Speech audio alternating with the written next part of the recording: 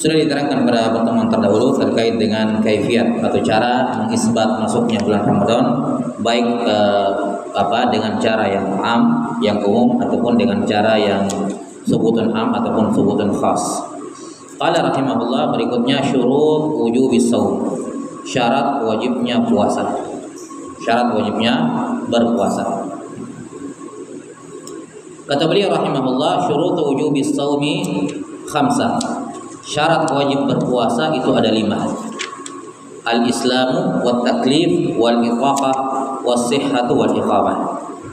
Nah, syarat syah atau syarat wajib puasa itu ada 5. Artinya, kapan kelima syarat ini terpenuhi pada diri seseorang, maka dia wajib berpuasa.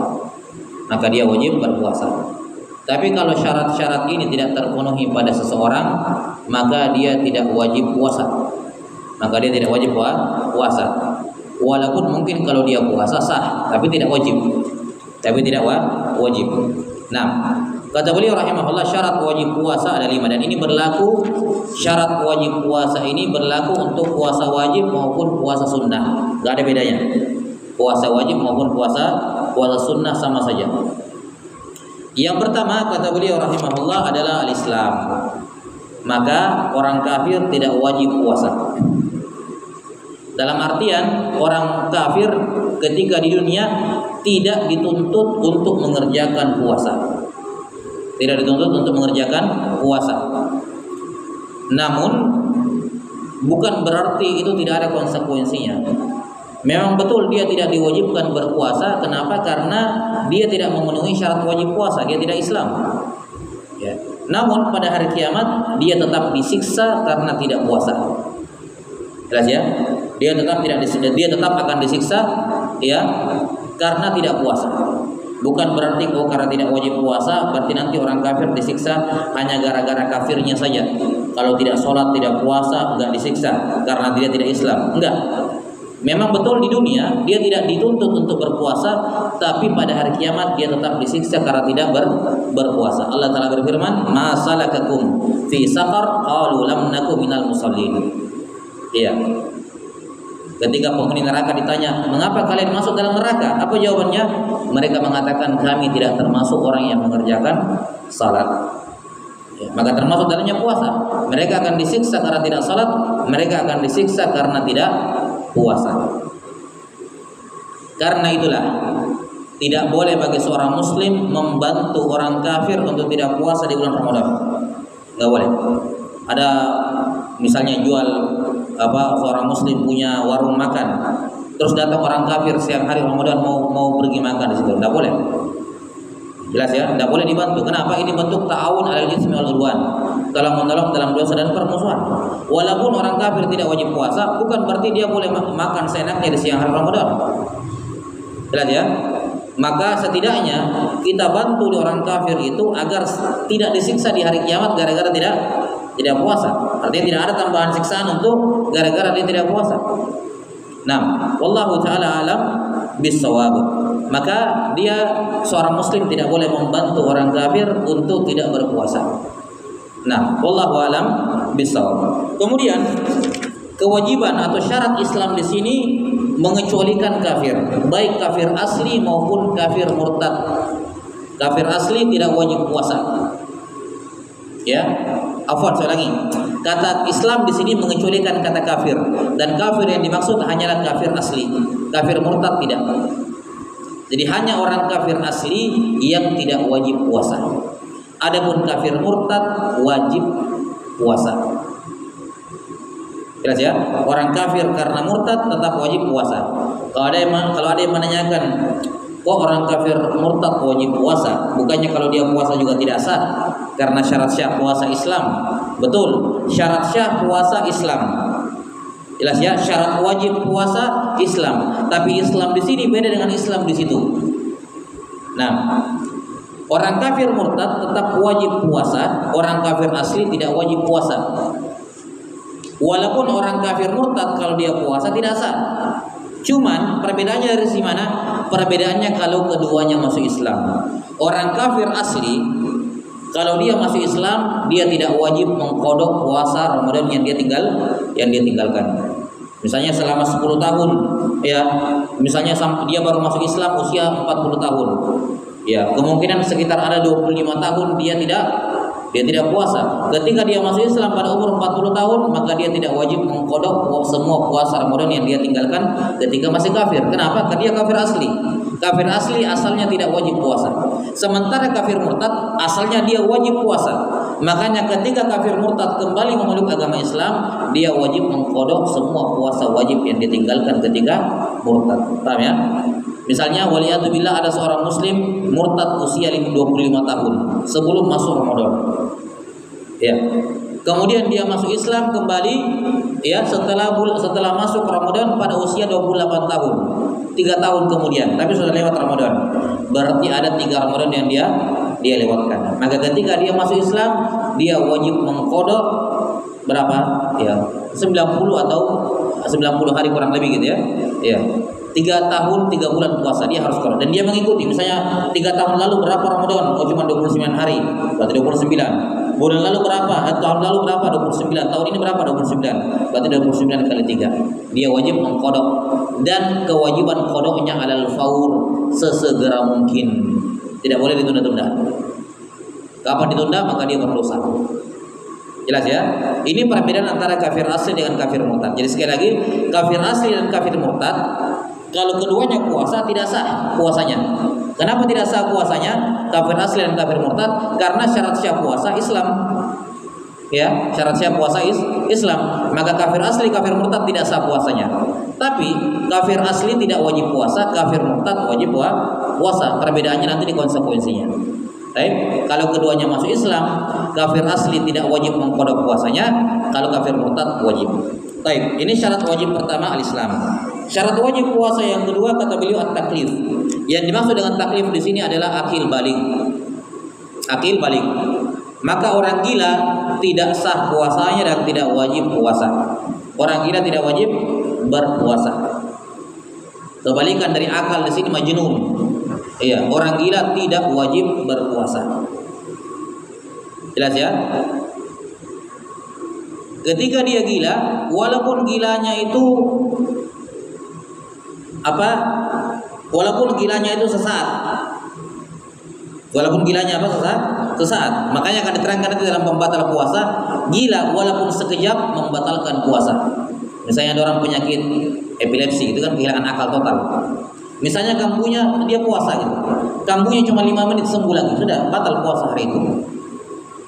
Batal puasa hari itu. Jelas sampai sini? Karena orang gila tidak wajib berpuasa. Tidak wajib berpuasa. Paham? Nah, sekarang ketika orang gila sembuh dari gilanya, apakah dia wajib mengqadha puasanya? Ya, kata para ulama tergantung apa penyebab dia gila dulu. Kalau penyebab dia gila perbuatan dia sendiri, gara-gara dia sendiri, maka dia wajib mengqadha puasa yang ditinggalkan ketika dia gila. Kalau perbuatan dia sendiri. Tapi kalau gilanya bukan karena perbuatan dia, maka apa? Dia tidak wajib mengqadha puasa yang ditinggalkan ketika gila. Apa contohnya perbuatan sendiri? Misalnya kalau di buku-buku fikih disebut kekuburan tengah malam. Kekuburan tengah malam ini kata mereka sebab ada urf diganggu setan, kerasukan atau yang semacamnya. Jelas ya? Mereka sebutkan itu. Nah, kalau ada orang seperti itu terus gila ya, jelas ya kan masuk dalam kategori gila, kerasukan, semua kan kehilangan akal total. Ya, kalau dia melakukannya lantas hilang akalnya, maka dia berkewajiban mengqadha puasa Ramadan. Kalau dia tidak puasa gara-gara itu, gara-gara kerasukan itu. Jelas ya? Atau di buku-buku fikih enggak dibilang kerasukan, gila. Nah, penyebabnya salah satu sebabnya gila itu bisa. Ya, saya Allah dari sisi medisnya gimana, tapi mereka sebutkan begitu. Sebab salah satu sebab orang kehilangan akal adalah itu. Jelas ya?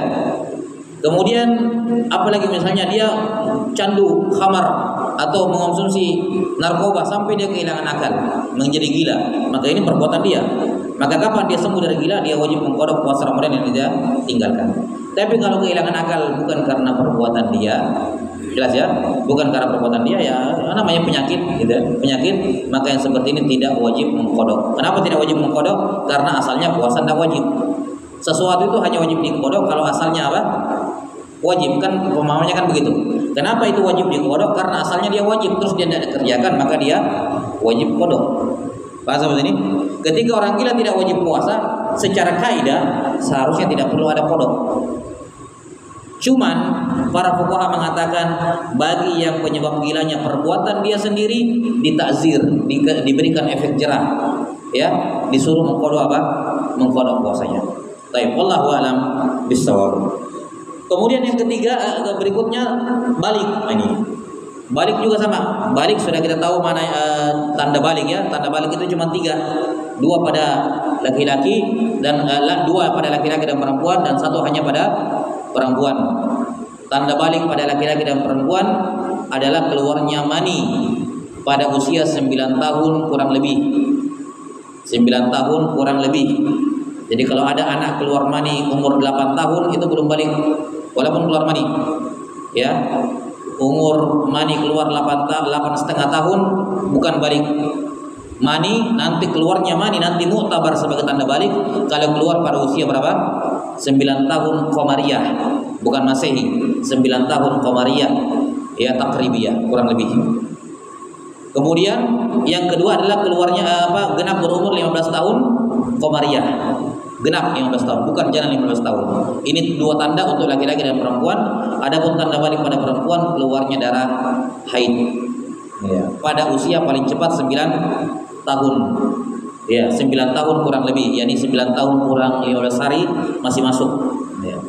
Jadi kalau ada anak perempuan keluar darah umur 8,5 tahun, itu bukan darah haid, itu darah istihadah. Itu darah istihadah. Baik. Jadi hanya orang yang balik yang wajib puasa. Bagaimana dengan orang yang belum balik?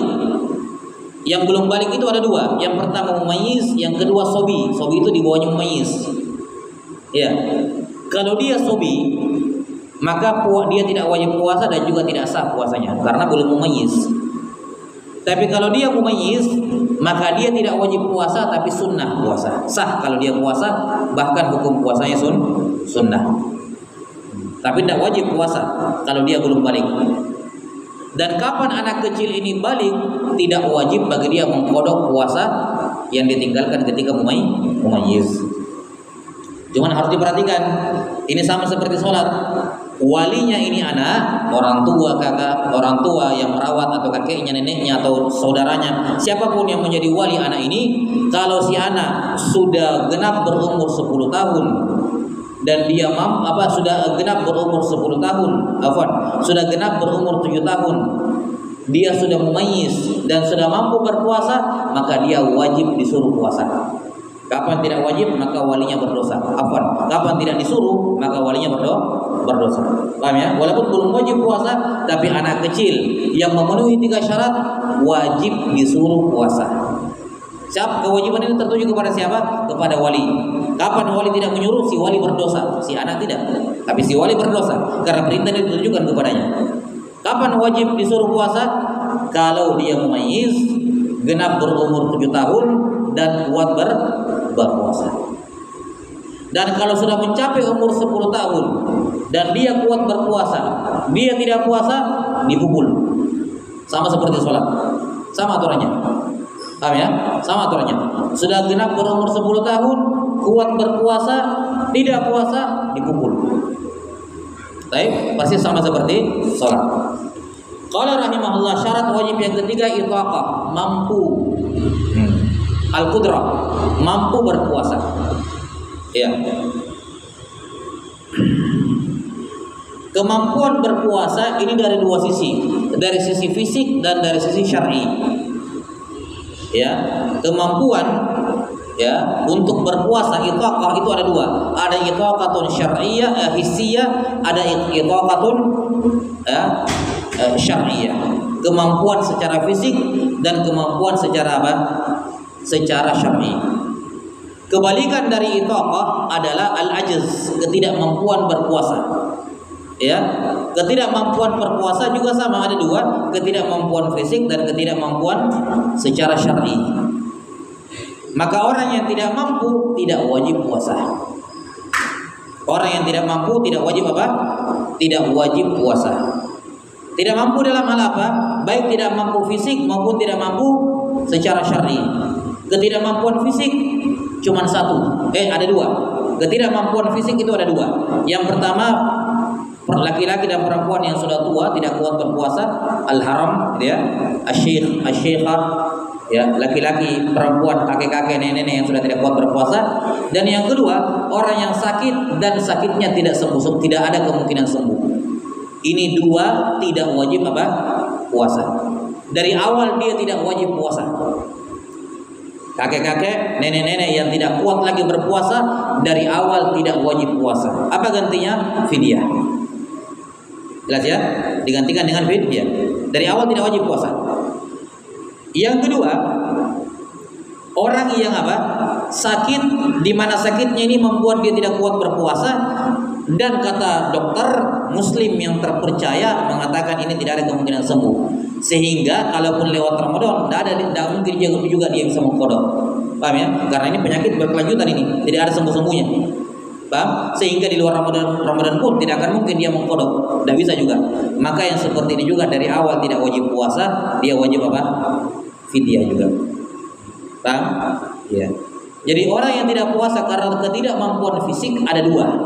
Orang tua yang tidak kuat berpuasa dan orang yang berpenyakit yang sakitnya membuat dia tidak kuat berpuasa dan sakitnya ini kecil kemungkinan sembuh. Paham ya?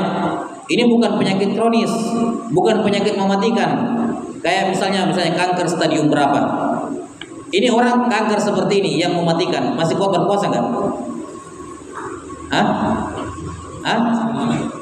Ya, misalnya penyakit-penyakit yang ya anggaplah penyakit-penyakit yang mematikan, tapi secara fisik saat itu dia masih kuat berpuasa.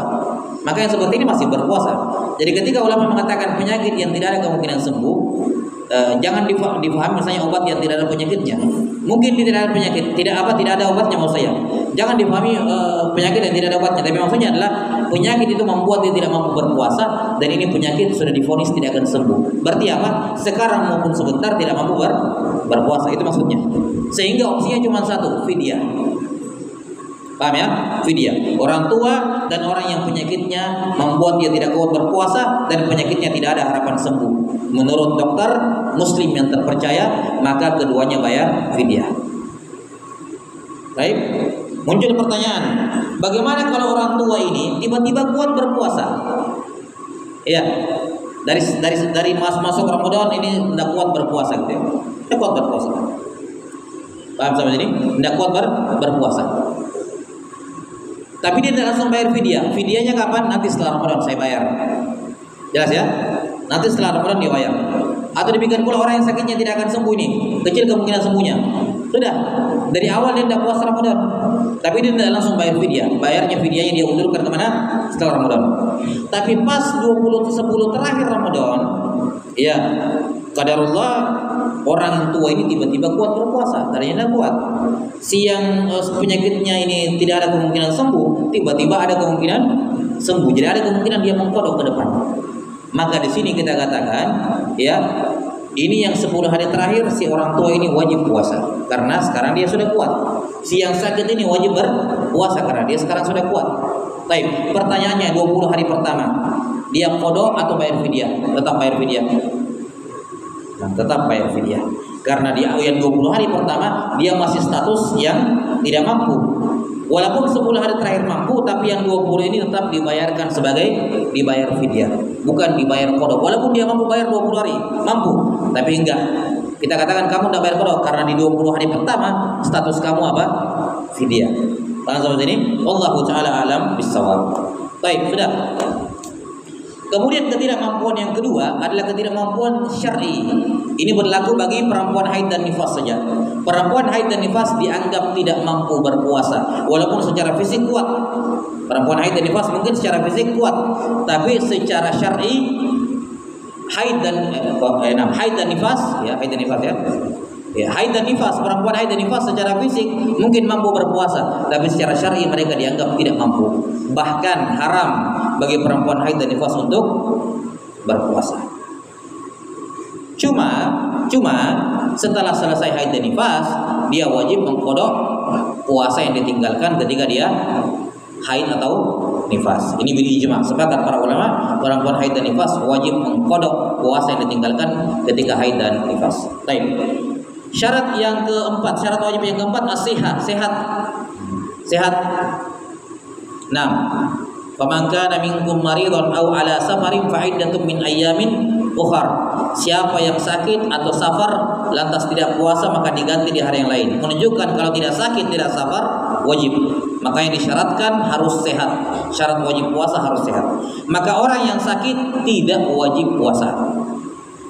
Orang yang sakit tidak wajib puasa. Sakitnya sakit bagaimana? Tentu saja bukan sakit yang ringan, tapi sakit yang berat. Baik. Bagaimana patokan sakit dalam bab puasa yang membolehkan seorang itu tidak puasa? Definisi sakit dalam bab puasa sama seperti definisi sakit dalam bab tayamum. Karena ini perhatikan, patokan sakit dalam fikih itu tidak rata gitu. Ya. Definisi sakit dalam tayamum itu sama seperti definisi sakit dalam puasa. Sakit apa saja yang membolehkan tayamum, sakit itu juga membolehkan tidak puasa.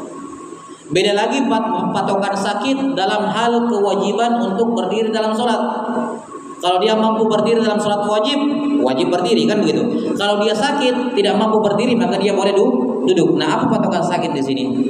Lain lagi, bukan patokan sakit di tayamum dipakai di sholat. Lain lagi, paham ya? Ada contoh lain, kewajiban sholat di masjid gugur karena apa?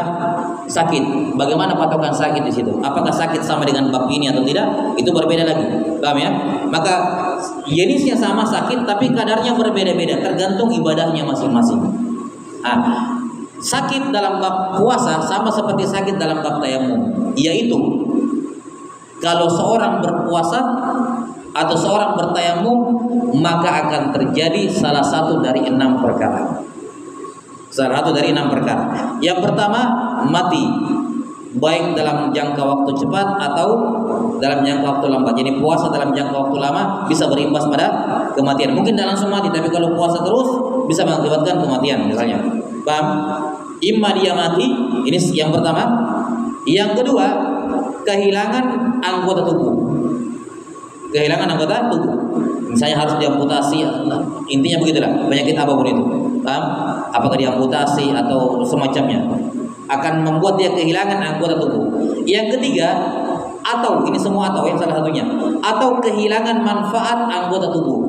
Kalau dia puasa, matanya masih ada tapi buta, kehilangan manfaat anggota tubuh. Tangannya masih ada tapi lumpuh, itu namanya kehilangan manfaat anggota tubuh. Yang kedua, kehilangan anggota tubuh. Yang ketiga, kehilangan manfaat anggota tubuh. Yang keempat, memperparah penyakitnya.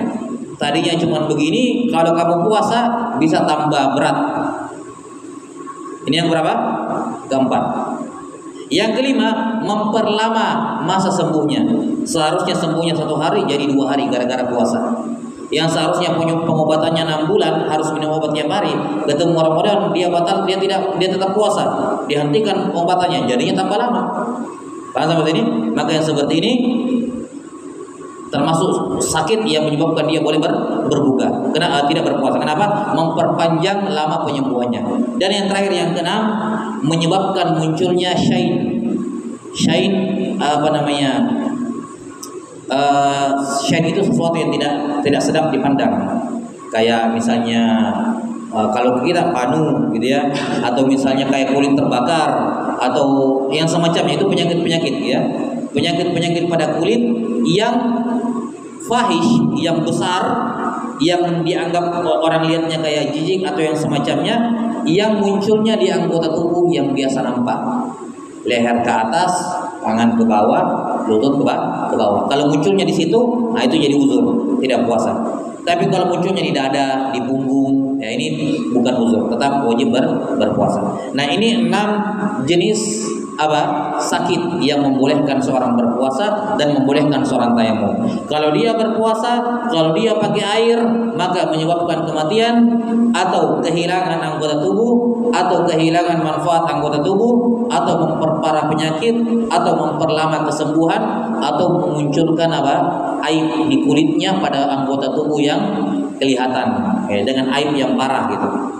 cukup salah satunya, maka sudah membolehkan dia tayamum, sudah membolehkan dia tidak puasa. Itu definisi batasan sakit dalam bab tayamum. Baik, wallahu a'lam bissawab. Nah, maka orang sakit seperti ini boleh tidak puasa, boleh. Jelas sampai sini? Tapi apakah wajib tidak puasa? Kata para ulama, kalau konsekuensinya adalah mati, maka wajib tidak puasa. Wajib, haram kalau dia berpuasa kalau konsekuensinya apa? Mati. Tapi kalau tidak sampai kematian, maka hukum tidak puasanya sunnah, tidak wajib. Kalau tetap dia mau puasa, silakan, boleh. Tidak berdosa kalau dia tetap puasa, walaupun konsekuensinya sakitnya tambah parah, sakitnya tambah lama, tidak masalah. Paham ya? Karena berobat atau mempersegera sembuhnya penyakit itu bukan kewajiban. Dan sama ini bukan kewajiban. Berobat menurut pendapat yang paling kuat di kalangan ulama hukumnya jaiz, boleh saja, tidak wajib dan juga tidak sunnah. Yang penting tidak menyebabkan kematian. Kalau sudah menyebabkan kematian jadi wajib. Paham ya? Karena seorang boleh memilih untuk tidak menyembuhkan penyakitnya. Paham ya? Dia punya pilihan gitu. Karena kalau dia sakit, maka dosa-dosanya terampuni oleh Allah kalau dia sabar. Maka semakin lama penyakitnya, semakin banyak dosa yang terhapus. Maka dia bisa memilih untuk itu. Sebagaimana sahabat perempuan itu yang suka penyakit epilepsi gitu ya, kambuh, gilanya, dia datang kepada Nabi SAW, ya Rasulullah, doakan supaya saya sembuh. Apa kata Nabi SAW? Kalau kamu mau saya doakan kamu sembuh. Kalau kamu mau kamu sabar saja dengan penyakitmu dan kamu surga, masuk surga. Dia pilih apa? Ya Rasulullah asbir. Kalau begitu saya sabar saya dengan penyakit saya. Menunjukkan tidak wajib menyembuhkan penyakit. Seandainya wajib, Nabi tidak akan kasih opsi seperti itu. Paham ya? Karena ada keutamaan dari seorang yang tertimpa penyakit. Ala kulli hal, kalau tidak puasa, tidak tayamum menyebabkan kematian, maka tayamumnya wajib. Tidak wudu ya. Ya. Kapan dia puasa, kapan dia wudu menyebabkan dia mati cepat atau lambat, maka dia wajib tayamum, dia wajib tidak puasa. Tapi kalau tidak sampai seperti itu, hukumnya apa? Sunnah. Ya, walaupun konsekuensinya tambah lama penyakitnya, tambah parah penyakitnya, tetap hukumnya sunnah untuk tidak puasa. Baik, kemudian orang sakit ini, kalau dia memaksakan dirinya berpuasa, boleh. Seperti kita katakan, dia paksakan dan puasanya sah. Karena sakit ini hanya syarat wajib, bukan syarat syah. Paham ya? Orang sakit tidak wajib berpuasa, tapi tetap sah kalau dia paksakan dirinya puasa. Dan bagi orang sakit yang tidak puasa, fa'iddatum min ayyamin ukhar, dia wajib mengqada di hari yang lain. Tentu saja sakit yang dimaksud di sini bukan sakit yang dimaksud di ketidakmampuan fisik tadi yang tidak ada kemungkinan sembuh, itu beda sakitnya. Paham? Kalau yang sakit yang di sana wajib fidyah, kalau ini wajib qada. Baik. Kemudian yang terakhir,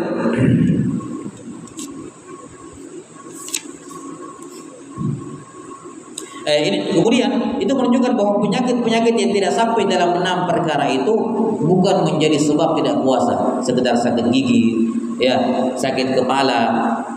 Kalau sakit kepala itu bisa jadi uzur tidak datang ke masjid, bisa jadi uzur untuk sholat duduk bisa, tapi tidak menjadi uzur seorang boleh tidak puasa, ya kan? Karena puasa kan tidak ngapa-ngapain. Sakit kepala tidur saja kan bisa begitu. Makanya sakit kepala, sakit gigi itu bukan sakit yang menyebabkan dia boleh tidak berpuasa. Kecuali kalau tadi menyebabkan salah satu dari 6 perkara itu. Paham? Memperparah fisiknya dan semacam bisa mengarah ke sana. Nah, itu baru. Baik. Qala rahimahullah, syarat wajib yang terakhir adalah iqamah, mukim. Mukim ini syarat wajib puasa. Status manusia terkait dengan puasa itu cuma 2, musafir sama bukan musafir, itu saja. Status manusia dalam hal puasa itu cuma 2, musafir sama bukan musafir. Bukan musafir ini imma mustautin, penduduk asli, atau dia mukim. Bukan penduduk asli tapi dia niat tinggal di situ lebih dari 3 hari, itu namanya mukim. Baik. Nah, kalau dia mukim, dia wajib untuk berpuasa. Kalau mukim saja wajib, apalagi mustautin, orang asli yang punya rumah di situ, tidak tinggalkan tempat itu. Namanya mustautin, wajib puasa. Nah, yang kita mau bahas di sini mukim. Siapa itu mukim? Mukim adalah musafir yang meniatkan tinggal di sana, tinggal di tempat tujuannya lebih dari 3 hari. Iya, misalnya dinas, ya, yang bisa dimutasi sekali setahun, udah selama setahun di sana dia mukim, wajib puasa. Walaupun dia bukan mustautin, tapi juga bukan musafir. Dia juga bukan apa? Musafir, dia mukim.